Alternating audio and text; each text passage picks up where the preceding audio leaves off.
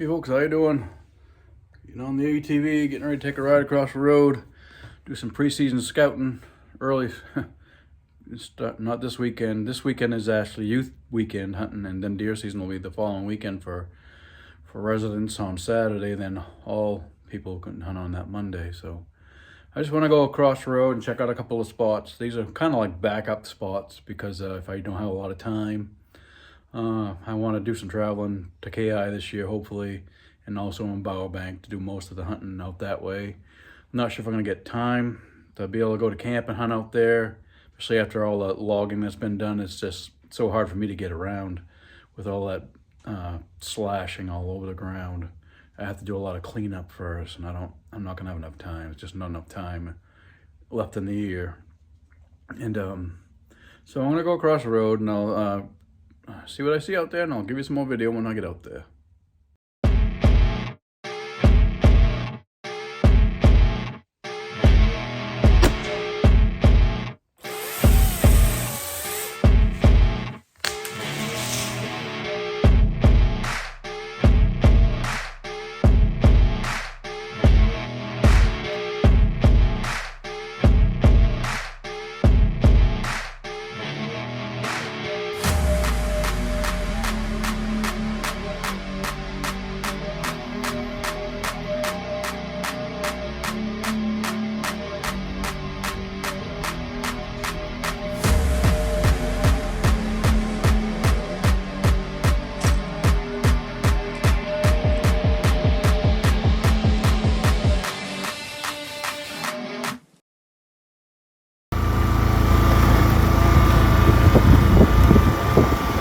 Been out here in a while. See what we see, I guess. Look for some signs, see what's going on.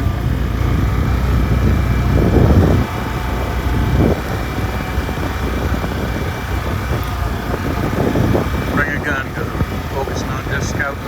Where I see 10 partridges now. See how it goes.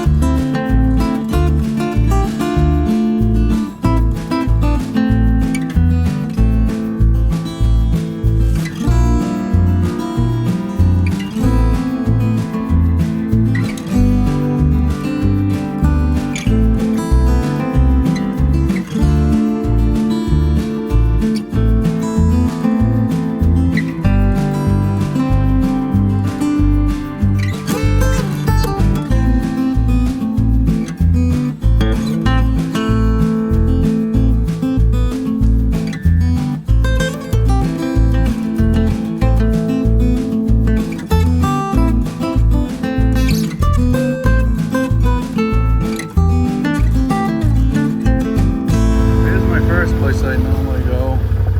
Spot right over there, about 35-40 feet from where I am, is my first what is it called, natural ground blind. She's kind of crumbling down a little bit. Didn't hunt there at all last year, just wasn't having much luck, and it's kind of thick down below where you look, but I may freshen that up this year. We'll have to see. Go down here a little ways further on the left is the spot I want to check out.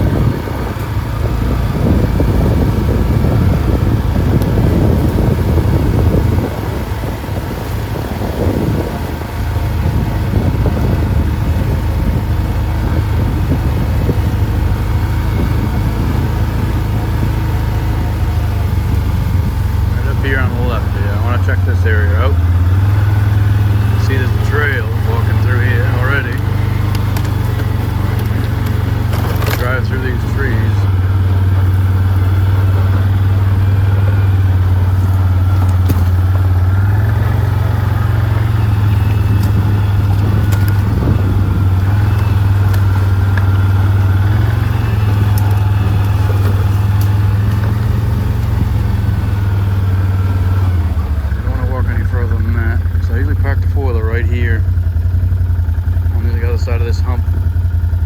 And then I go hunting here. Here's where I hunted last year, where it was covered in snow during that snowstorm. There's usually a scrape right under this hemlock right in front of us. And it looks like there might still be one right there now. And I made a false one down there further last year.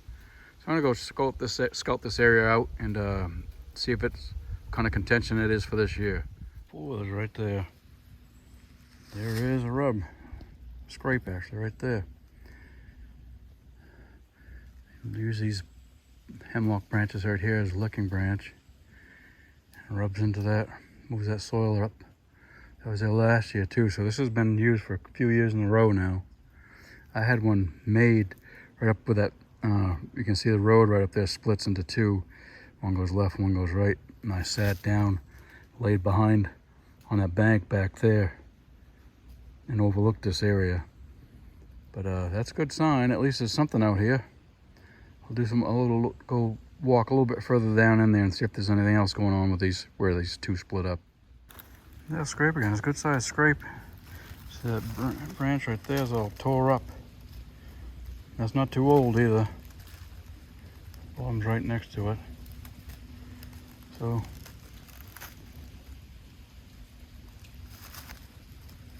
see anything else tore up around? So I'm gonna come in from this way. Go down a little bit further and see what we got. At the end of the section, you can see one side goes up here. And one side goes down that way. It's an old clear cut in there. It's grown up quite a bit, probably 10 years old at least, maybe 20. I would sit down, lay down back down there, about 20, 30 feet, that little hump.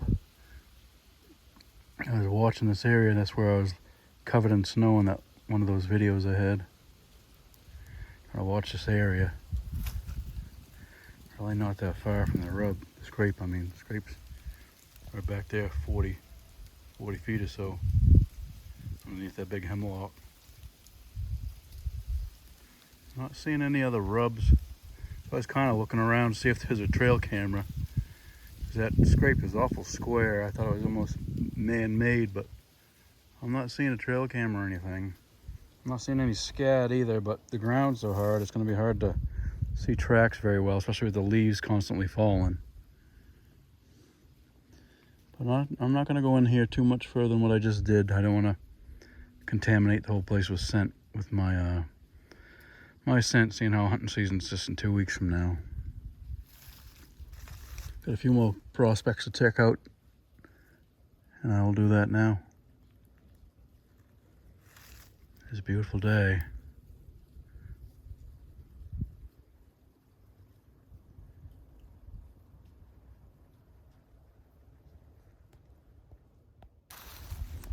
Rub right here. I see a track right there.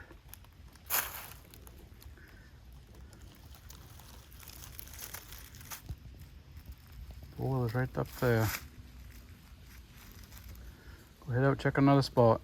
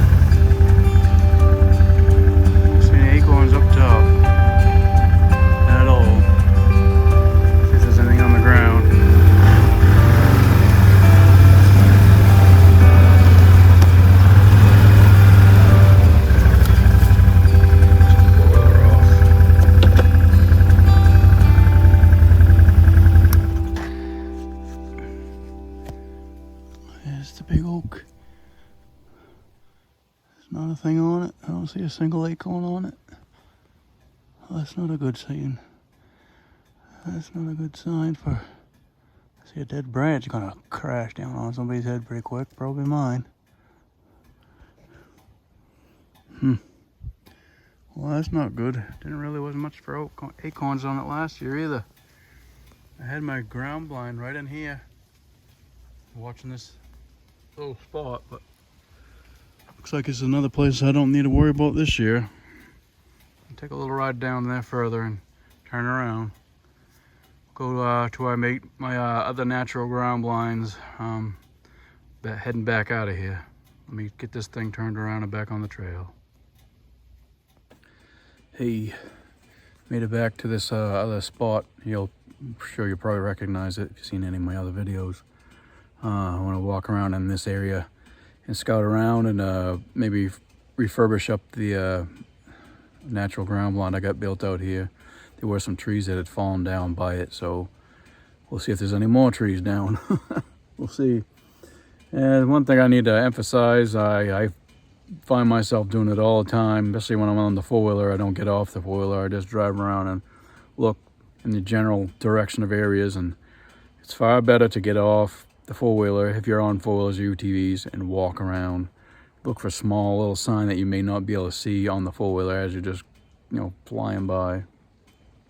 So that's why I'm going to get off parked here. The elevated ground, not elevated ground, the natural ground blinds up there, another 150 feet or so. So I want to walk from here to there and look for tracks, look for sign, and see what I see. I'll get you some more footage when I get out there. Before I start walking out there, I want to show you there's a trail right here that goes that direction. That heads back towards where I just came from. And then down that way is where the elevated ground blind is. I keep saying elevated ground blind. It's a natural ground blind. I want to build an elevated ground blind at camp, but nothing out here. And I'm just coming from behind me into this direction here. So, it's a multi-way, multi-directional area for animals to come through. And I've had trail cameras out here, and there's been bear, moose, and plenty of deer on them. So it's just a matter of timing, I think, for this spot. And this would be a good spot with a 30-30 because it's close range, and that's usually what I use in here. But I can see there's a tree down right up here already. It's partially into the road, but I can get around it. So let me get you some video when I get out there. Well, right in here, that's my natural homemade ground blind. You can see there's been some trees that have fallen. It might be a better place for me to sit right behind all this bunch of trees have fallen. Makes a good obscure hiding spot, and it's been like that all year, so the deer are used to it. So it won't give them a second glance looking, going there. As long as I'm hidden in it pretty good, they won't give a second glance, as opposed to if I'm in my it's my natural ground blind there. It's still not bad, but as opposed to those trees, a lot thicker. But I just require something to lean against to be real comfortable and still. So that's the only thing with that. But that's a good spot. This area, what I'm in right now, I can show you a video in a second. This is all flooded during deer season last year. I couldn't get in here because I couldn't walk into this stuff because it was all flooded, and I couldn't walk in here with crutches and boots. And a lot of times my crutches tips will get stuck in the mud and they'll pull off and stuff like that when they're in the mud. So it's one of the main reasons I didn't hunt this area last year. But doesn't look too bad. When I go right up here, there's a little fork where main trail goes this way and it forks off, and deer go that way. I used to have a trail camera there, and I've had plenty of animals on it. So I'll go up there and give you some more footage when I get up there. Just want to get you footage of this tree better. And then reverse the camera for you. That's where I'm coming from. This cedar tree's down. There's a tree down right there. Those two cedars right there. Right behind those two cedars right there might be a good spot to hide. And right there's where my natural homemade ground blind is. And all this area here was all flooded right out. I mean, this was almost level with that bank right up there. So this is a pretty deep puddle right there, and I couldn't walk in here. It was all mud. But the main trail goes this way, and there's one that winds off and goes that way. I want to just take a walk right over there and see what's over. I sat over here once before too, but decided with the wind and stuff, over here is my better spot to sit with the wind blowing the way it does. Let me go a little bit further down there and see if I see anything else. I don't know if you can catch that, but I can see some deer tracks coming in through here, going in this direction. See how this road starts to thicken up, and right up there, 40 feet from me, it splits into two, goes straight and then winds off to the right. There was another trail right here that cuts off into there. It's like an old clear cut in there. You can see in through the trees.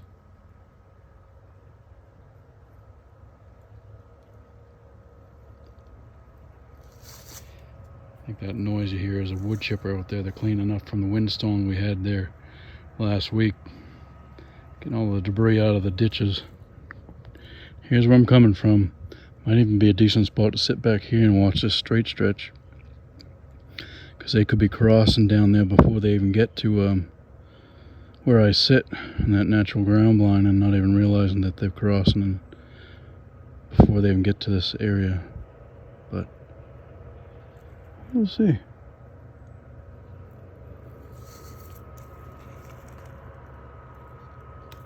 Go this way a little bit further and see what we see. Follow this trail a little bit. You can see it's all pucked up right up there. Could have scared something coming in here. Yeah, I just walked about another 20 feet at this intersection now. Goes that way, heads that way, and there's another one that heads this way. And that's where I came from. So this area looks like it's been used quite a bit lately. Wasn't quite like that last time I was here. And down in there I've seen a buck before, a young one, a couple of years back. I was scouting in here and he's standing there about 40 feet away from me, stomping his feet and looking at me. It was a pretty good experience there. And then this keeps heading towards the road. We're still a few hundred yards away from the road. Yep, I haven't seen any fresh rubs or scrapes or anything over here. The ground's so dry. But you can definitely see trails. Trail going in that way, and there's a main trail going this way, heading that way. Then over here, I'm gonna take a walk right through here for a little bit, just up to that bright area in there, just see if I see any fresh tracks or any rubs or anything going into that. Looks like an old clear cut in there. We'll see what we got. Well, it just came from that way. That intersection that I just showed you is only in there about 40 feet. Popped out into this.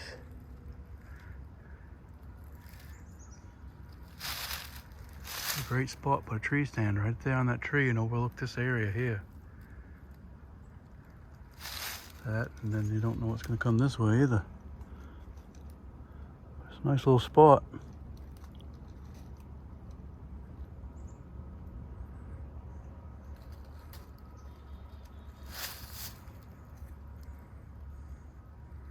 I always knew it opened up in here. I just never took a walk in here. Take a walk this way a little bit and see what I see. Haven't seen any rubs or scrapes or anything, but still early yet. We just luckily found that one.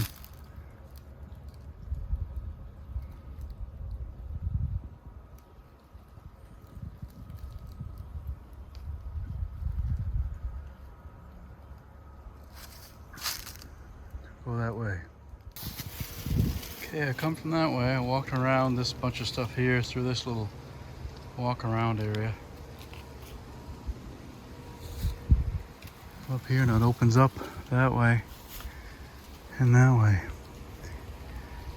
Just gotta tell which way the wind's blowing and know which is the best place to sit. You can see all the wind blowing those leaves this way now. Just a few minutes ago it was blowing this way. So I don't know. Because I thought maybe I'd have to come up here and sit and watch this back trail. There's a partridge right over there. See him walking. Back trail. There's a partridge right over there. See him walking. Walking in the woods. Cool. This is one. I plan on walking over there after too. Check out those birch trees right there, see if it's good for a tree stand. But not a bad spot. Never been to this side. Like I said, I've always seen this opening. You could tell there was an opening here, you know, when you look through the trees and you see a bright spot, so you assume there's some kind of an opening. So I knew there was some kind of an opening here, but not quite as good as this. We'll take a walk over there where that partridge was and see about looking down into that way right there. A bit further. If I'm not mistaken, that natural ground blind might be just straight down through there. You can see it through the woods and all. One that I made. So those birch trees might be a good spot to put a tree stand and watch this stuff. We'll see. See a big birch come down up there. Grouse is right up in there. There's a trail going that way too. But there's more trails, as you can see right through here. The one that I saw over there, I was trying to stay off of it, so I hugged this corner of the woods. And now I'm seeing there's even trails all the way through here, so there's a lot of deer sign. Let's go up further bit up there, see what we find. Looking back, I still like that tree that's way down there because it's open. You know, I wouldn't have to trim anything. It's not my property, so I wouldn't want to start trimming up land and stuff like that, trimming up the trees. You see up this way. Just depends on what that wind's doing.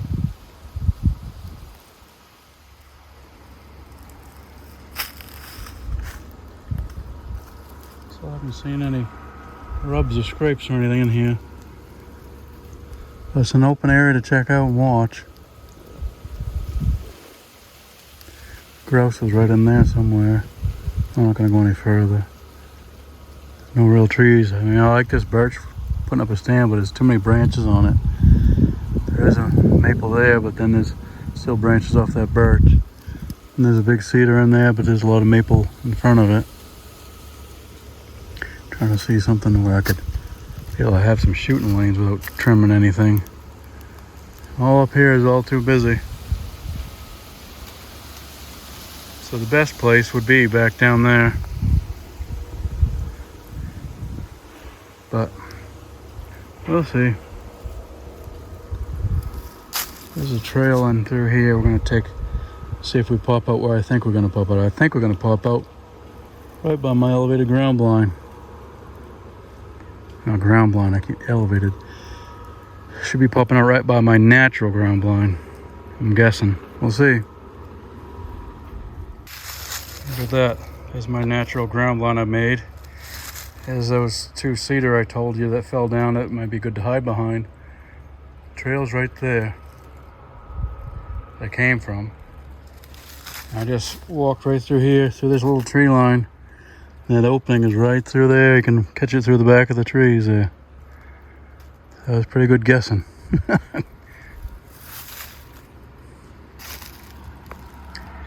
Yeah. So that's some productive scouting there. Head back that way. Once I get on the trail, head towards the four-wheeler. Again, here's my homemade natural ground blind to watch this trail. There's that broken cedar that I talked about. It'd be good just to sit behind that and watch the trail as well. Hide you pretty good there. Like I said, I don't have anything to lean against. As opposed to like this spot here, can lean against that fir tree right there. Or the cedar next to it. Just makes you more comfortable and withstand sitting for a lot longer time than without something behind your back. Well, let me head towards the four-wheeler. Well, made it back to the four-wheeler. A little bit warm.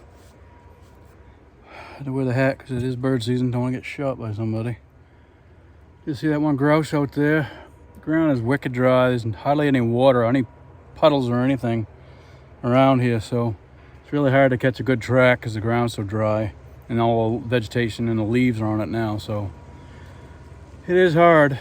But that was a decent spot out there. But again, this is like my plan B area where I don't have a full day to go hunt and drive somewhere. Maybe I'll come out to one of these spots. Good contention is this one, and then also the one that had the scrape on that I found. Sit out there. So we'll see what happens. I do want to go out to KI one more time before the season starts. Hopefully end of this week, during the weekend, or next week sometime. Just waiting on some more money to come in from that logging. Only got one check so far, and they've taken 10 or 12 more loads of wood, so I don't know what's up with that, but I'm sure it'll be here shortly. Forrester said it should be this week sometime. We're already at Wednesday now, though. Anyway, I also want to do some shooting before deer season. Make sure my rifles are zeroed, the 30-30 and the Creedmoor. I am still waiting on some rings and bases for my 7 PRC. I originally got some. I bought some. They're not tally, but they look like tally, but they're made by Leopold. They're rings and base that are together, complete. I thought those would be good, and I watched another video on somebody using that gun, and they had tally ones on there, but I'm not sure which kind of scope they have. I bought a Zeiss scope for my gun. It's a V4 Conquest, 4-16 by 44. And when I tried to put those on there without those rings, you could only put them one way. You had to have the base and the ring closest to the action, where your ejection port is. When I did that, the scope bell where it starts to flare out was catching on the very edge of the base.